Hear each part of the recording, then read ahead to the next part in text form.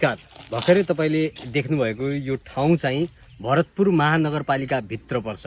भरतपुर महानगरपालिका जुन पालिका सडकले मात्र देशव्यापी अथवा विदेशमा पनि चिनिने महानगरपालिका हो, तर यही महानगरपालिका भित्र सडक ठाउँ ठाउँमा पुग्न सकेका छैनन्।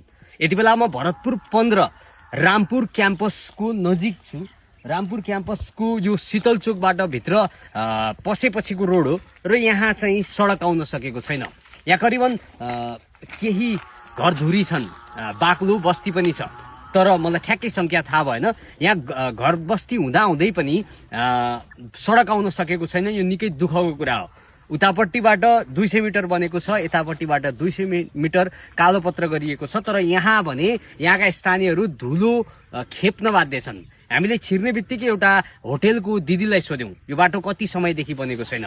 उहाँले हाँस्दै भन्नुभयो 80-85 वर्ष मेरो सासू ससुरा भइसके, उहाँहरूको पालादेखि बनेको छैन, अहिले त झन् के बन्ने। भनेपछि यहाँका स्थानीय यतिसम्म आजित भइसके, यतिसम्म युज टु भइसके, यस्ता बाटोहरू त अब बानी नै परिसक्यो उहाँहरूलाई। तर उहाँहरूलाई के कुरा थाहा छैन भन्दाखेरि उहाँहरूले तिरेको कर, उहाँहरूको हक र अधिकार भित्र पर्छ यस्ता सडकहरू जुन आउनु पर्ने थियो। उहाँहरूले धुलो खेप्नको लागि उहाँहरूले लगाएको रङ वर्षेनी फितलो हुँदै जान्छ यही बाटोको धुलो टाँसिएर। त्यसको लागि उहाँहरूले कर तिर्नु भएको छैन। उहाँहरू यहाँबाट अस्पताल जानु पर्ला, तुरुन्तै एम्बुलेन्स आउनको लागि गाह्रो छ, त्यसको लागि उहाँहरूले कर तिर्नु भएको छैन। केही कारणहरू देखाएर बजेट खस्न सकिएन भनेर बाटो अहिलेसम्म नआउनु दुःखको कुरा हो, त्यो पनि भरतपुर महानगरपालिकाभित्र।